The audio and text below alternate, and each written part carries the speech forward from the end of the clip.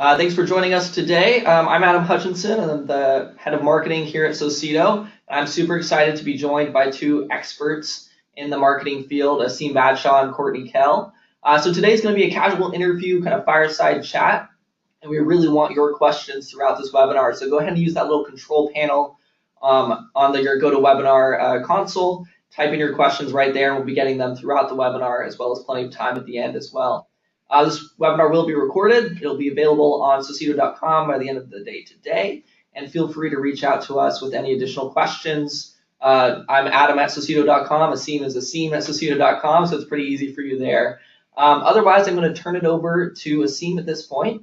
Aseem's been an expert in the digital marketing and social media space for over 10 years.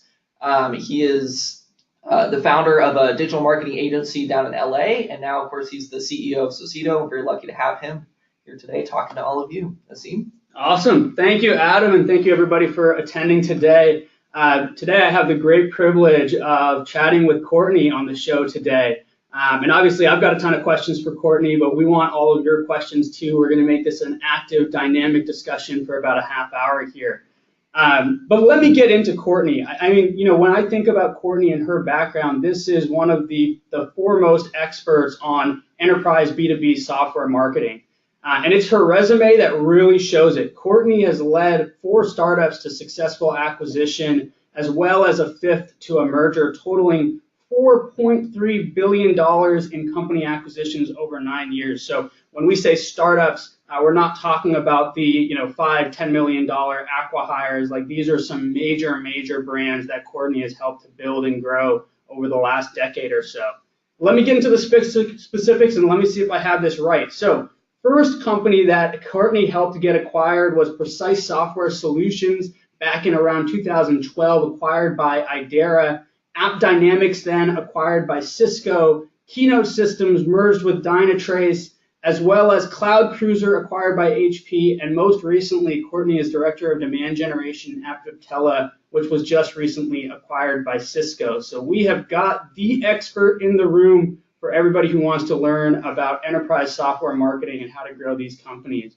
Welcome, Courtney. Thank you for having me. It's been a blast. Absolutely. Absolutely. So Courtney, I gave the resume here and all of these amazing acquisitions, but tell us a little bit about your history. How did you get into marketing? How did this all begin? We'd love to hear about your background from you. Yeah, no, I kind of belly flopped into it. About 10 years ago, I was actually in the food and beverage industry running a hotel, and a CFO and a CEO were having a strategic planning meeting in the lobby, actually, of one of the hotels I was running. And they just plucked me right out of the lobby and into the startup at that time, and off and running. Here I am today. So I got a taste for it, and I've been going ever since. Wow. So I just love marketing, so every different direction. Well, that's fantastic. It's amazing to hear that a story like this just kind of started randomly in the food and beverage space. I think that's inspiring to a lot of people that, hey, if you're looking to get yourself into B2B and tech marketing, there's pathways to do it. Courtney, tell us a little bit about how this has worked throughout these 4 or 5 acquisitions. What's the playbook that you've brought to these companies? Has it been a lot of the same kind of structure, process, and playbook? Has it been different in all of these experiences? How have you gone about seeing so much great success?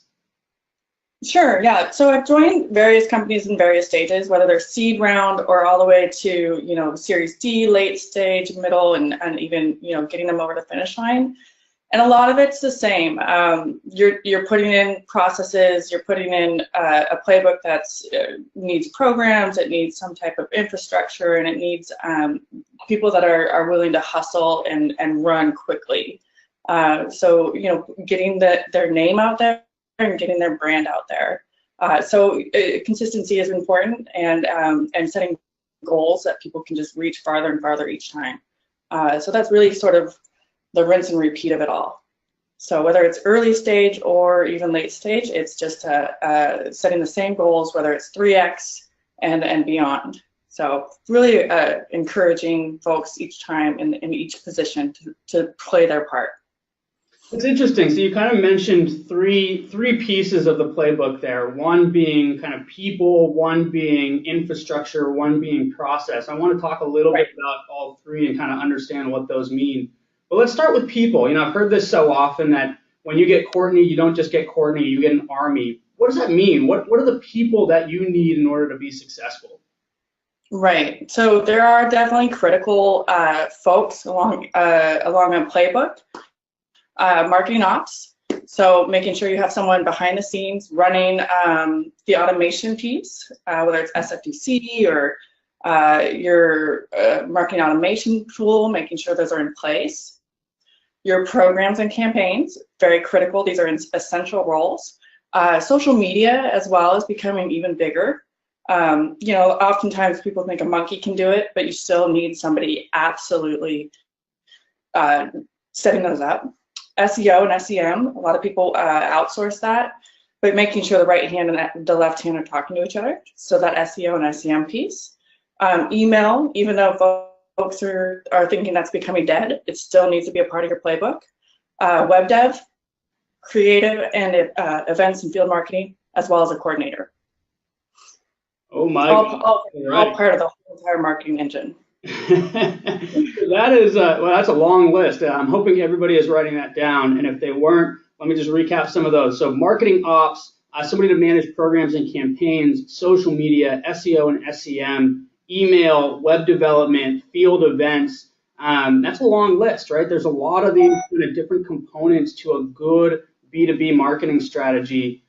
Courtney, do you hire all those people in-house? I mean, somebody who's running a small startup, how do you go about having a team that can manage all of those things? Are you outsourcing this, hiring in-house, Sure. people doing multiple things? How does it work? Right. No, that's a good question. I mean, ideally, you'd like to have those folks in-house. Early stage, it's hard. Late stage, you do have folks that are kind of grown into the team. You know, it really doesn't matter as long as you have somebody that's seasoned enough that can pull everybody together, make sure, you know, everybody is coordinated, everybody is on the same page, and you do have folks that are skilled in each area. Fortunately, I've been doing it long enough that there are people in each of these areas that are passionate, that have ramped over the years, and you let them run, you let them do what they're best at. You can have them in-house or you can have them out-of-house. Regardless, if they know what they're doing and they can recognize each other's expertise, then you've got an A team. You've got the winning team, the dream team, so to speak. Interesting. So there's lots of different components that we need team members to think about. It sounds like, hey, at the early days, you don't have to have a full team in-house. You can outsource some of this. I think the other key point there, you know, is look out for this talent, right? When you find people that know how to do this stuff, keep them close, whether they're an outside consultant that you can bring to the next gig or turn on and off when you need them. It's a marketing mix. You need lots of different talents in this day and age. So always be on the lookout for talent. Know that, hey, in the early days, this can be outsourced. You can use vendors for this stuff. But it sounds like this is a need, and it's a little bit of breadth. Courtney, you also mentioned infrastructure, and so I'm guessing to coordinate all these people, there's some level of infrastructure that needs to be had. What's kind of the base level of infrastructure that when you come into one of these organizations, you want to make sure is in place and being used? Right. So I've joined companies where, you know, they're mid-stage, and that infrastructure's already been there, but it's been a mess based off of, you know, their history. They've changed their product. They've made right turns, U-turns, left turns. You've had to tear it down, start over, or their database is corrupt, or various reasons. Or I've joined also where it's just starting and it's nice and fresh and new, and you can, you know, you have the opportunity to just do it right. Regardless, that infrastructure is critical to make sure you can really lay it out and get it to where, you know, the executives and the VCs are able to really understand the value of the company. And that's what you always want to be thinking about. So yes, it is important to make sure you have that in place. And the tech stack can be just basic. It can be just the primary stuff.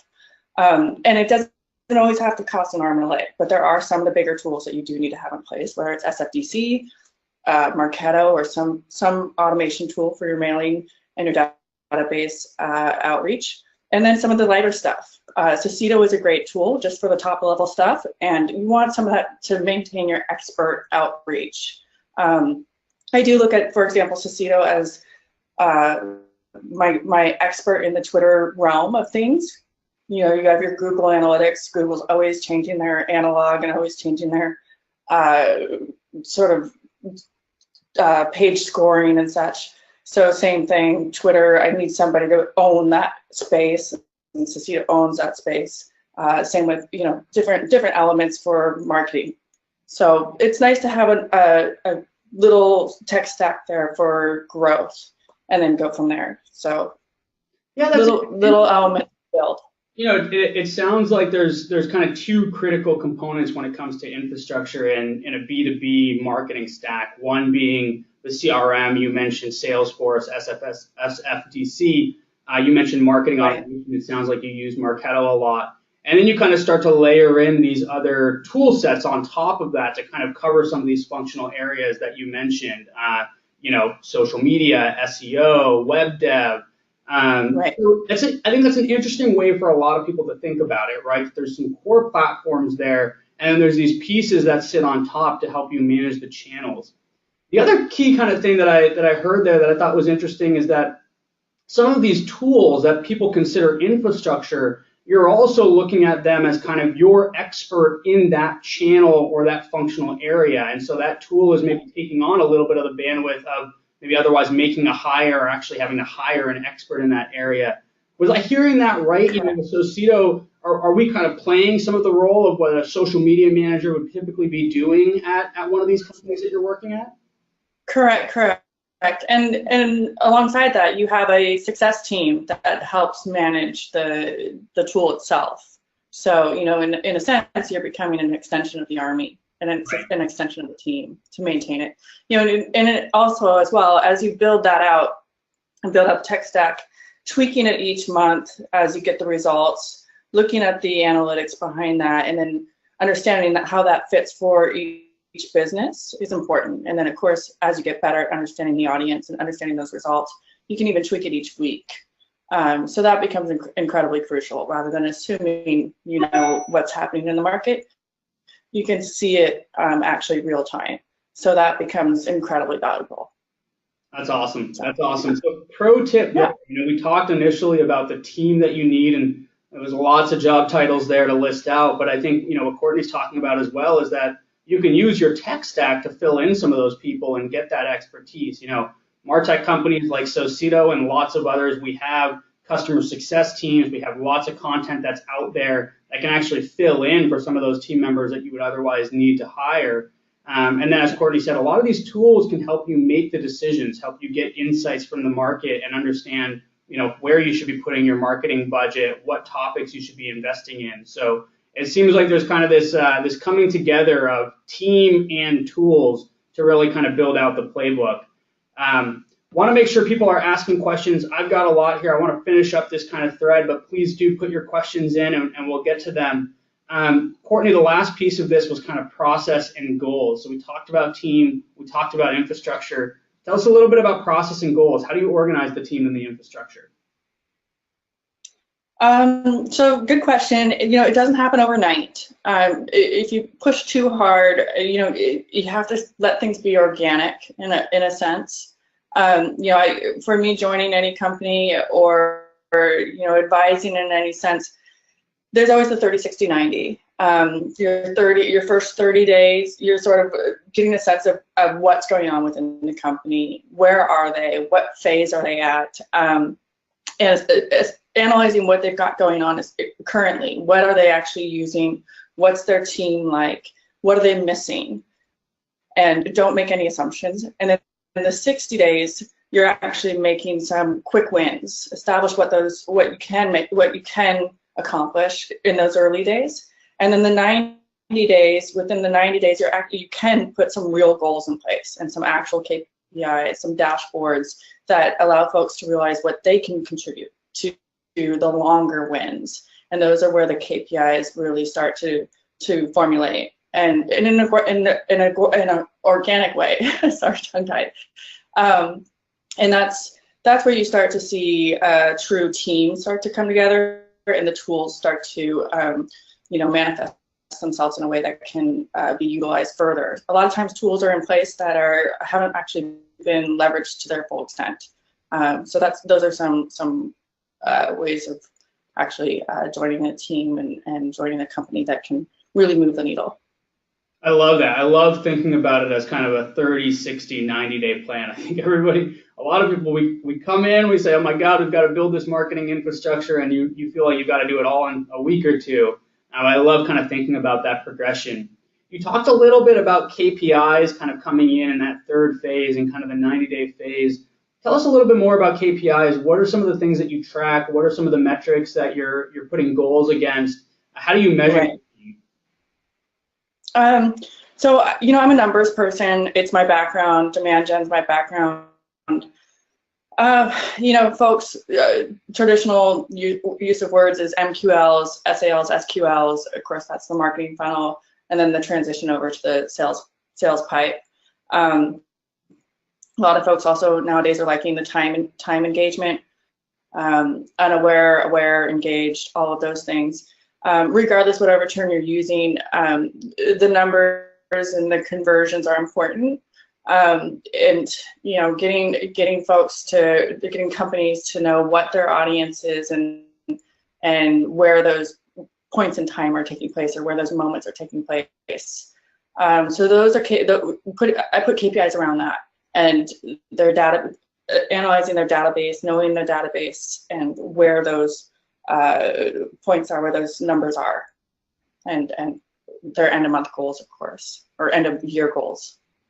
Makes sense, right? So tying all this stuff back to revenue, looking at things like marketing Right. by leads, opportunities. That is an interesting one. The engagement piece that we're kind of hearing more and more of these days is how engaged is an account? How much time are people spending on your website? In your marketing automation database, can you actually track how engaged an individual is? And then kind of the typical conversions, form fills. It's data, right? I mean, today we have the luxury of having all of this data, being able to track numbers, and it does great alignment. But Courtney, tell me. With account-based. Go ahead. I'm sorry. I was going to say with account-based marketing or an account-based selling, what's old is new again. You typically, I'm in a B2B enterprise sales my entire life now. Well, at least 10 years. Feels like my entire life. There's a typical account-based sell is going to have 5 to 7 folks touching that. You look at somewhere between 60 minutes, so to speak, if you're doing time-based scoring, then you're going to have 360 minutes with that individual account on average. So that sales rep should have qualified that account somewhere in that 360-minute window. So that's another way of looking at time-based scoring. That's awesome. That's really a good one for people to take note of, because I think as we go to account-based marketing and account-based selling, this is one of the really new and valuable metrics. It's just looking at how engaged is an account based on time. And that really can do a lot for marketing and sales alignment as well. Right.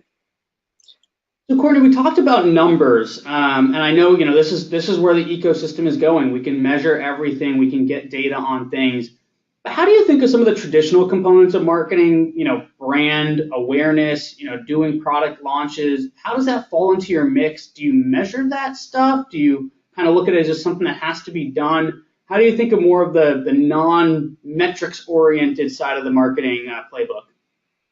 Sure. Yeah. So brand awareness is definitely a high top of funnel component, and it's not something to be disregarded. It's it's right there with the digital footprint of any company, and it's real estate. It's more important than the value of your home. The digital component of marketing today is incredibly valuable, and every company has to have it. It's the same as your website. It is your storefront, and it's today's real estate.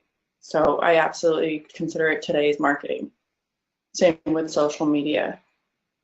I think that's the quote right there, right? Is that your brand is more valuable than your home. You have to be investing in the equity, in brand equity. I mean, listen, right? We talk so much about metrics and data these days that I think people forget that we got to be making sure that our house is still valuable, right? That we can put a whole bunch of leads in the database, but if people don't love the brand, you're not doing your job. These leads won't convert, and you'll see kind of a slowdown in the long run. So that's a good thing for people to remember. I want to make sure I get to some audience questions. Keep them coming. We want to make sure this is a dynamic discussion. But one from Jennifer here, which I thought was an interesting one. Courtney, we hear so much about marketing, and where does the power lie? Is it going towards sales with outbound and these large SDR teams?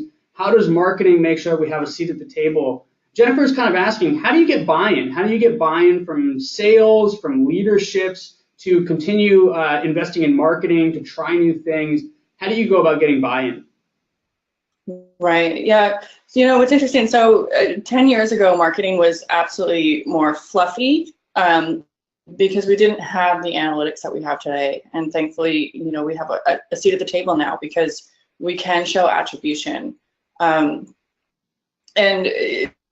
there are so many branches, and that being said, there's so many branches in marketing that it is sometimes hard to actually follow it all back because they're coming in from so many different directions. But even so, the attribution is there, the analytics are there, and there's been a shift. The money isn't all sitting with sales anymore, and actually it shows that the dollars are going from the IT and the engineering departments and operations, even so, to marketing. Marketing and CMOs actually have a much larger piece of the pie. So attribution is super important, and not just from the website, but even further up and into the actual ad spend and the SEO and SEM side of things, and where it all comes. So I would definitely make sure you have that in place, and you have to follow the breadcrumbs back from wherever you are when you join a company to where that's happening. There's an example I just heard of yesterday, actually, of a guy that joined a company and spent $35 in ad spend, or $35,000, sorry, in ad spend, and had it just poof, 35,000 gone in Google ads, and he had no no way of showing any results and what happened with it. And unfortunately, he just didn't tag it. And sometimes you gotta have the UTM tags there. So just be conscious of those things when you're putting dollars out there. So, yeah.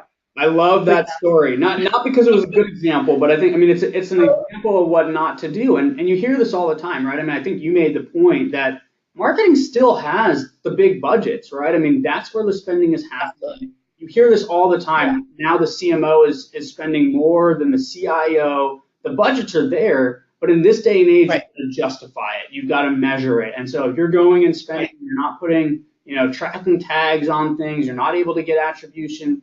Even on the brand side, right? You've got to measure it. Maybe you're taking brand awareness surveys, or you're looking at social media exposure data, but marketers still have the budgets. The power is there. You've got to measure it. You've got to justify it. You've got to show it in the numbers. And don't be afraid to lean on each other and ask questions. I've found the marketing community to be very enthusiastic, and I reach out to my fellow marketers every day. We're all learning from each other, and we all want to help each other. It's a really passionate community, and so I'm always, you can never stop marketing. It's just one of those careers. Every day you just pick things up all the time. So it's really, I have a great time doing what I do.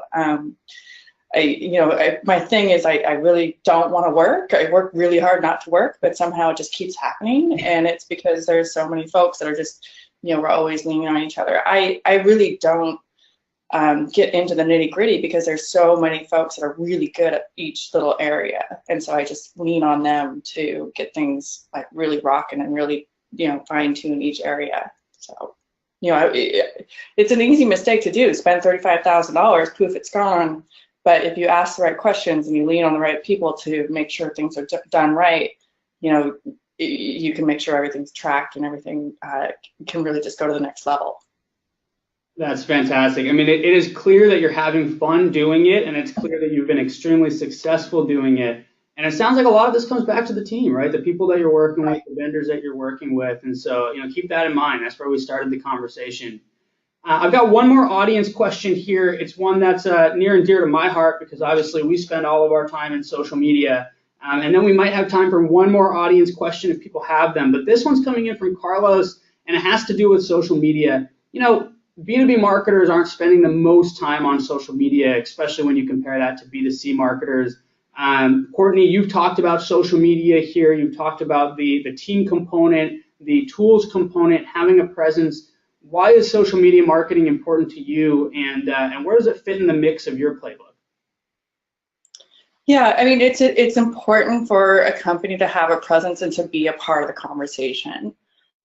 That being said, in every space and on every channel, whether it's Twitter or whether it's LinkedIn, or every different audience out there has its niche, and you want to do that. You want to keep in mind the 80-20 rule and keep the conversation about the industry and keep the conversation about related topics to the product and the problem and solution, but not necessarily just the company, and stay away from navel gazing. A lot of folks, because they're in the mindset all day long, they forget that actually that's not relevant to what folks care about in the actual selling and buying community. So the 80-20 rule is super important as you do anything as marketers. But social media is not to be taken, not to disregard. It's something that you just always need to have a presence in. And for every 10 tweets that are out there, eight of them need to be relevant to the topic, and 2 of them can be company specific, and just kind of always be a part of the conversation and be relevant to the industry. That would be my love it. Let me just repeat it real quick. The 80-20 rule. So 80% of the content that you're publishing on social media should not be about yourself, should not be about your company. It should be thought leadership. You are putting nuggets out there to help people learn and be part of the conversation. Right. And we see this, right? With B2B marketers, there's so much focus on MQLs, opportunities, sales, that I think a lot of that can be brought to the social media presence, where it's just selling. Take my demo, right? This is what our product is doing. This is what our launch is.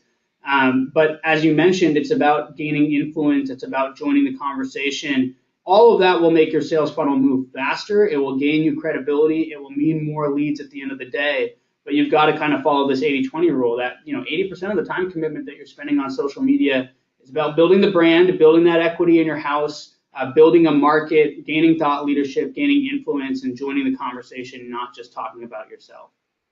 Right. Great. Awesome. Well, we are just here on time. We've got to let Courtney get back to her busy day. So I want to thank everybody for the questions. I've learned a lot here. A couple takeaways for me. One, team matters. There's a whole bunch of things that has to be done in order to be like Courtney and get 5 technology companies acquired or merged. You've got to have infrastructure and tools. Those tools can help take the workload off the team, right? In many cases, those vendors can be part of the team and take on that workload. You've got to be measuring, you've got to set goals, focus on building the brand, and of course, be on social media, follow the 80-20 rule. Courtney, any last thoughts to add? I've had a great time talking with you. It's always a pleasure talking with you. We have a bit of a banter every now and then, so this has always been fun. Thanks for having me. Absolutely. Thanks so much for being here, and thank you for the audience for listening in. All righty, take care. Bye.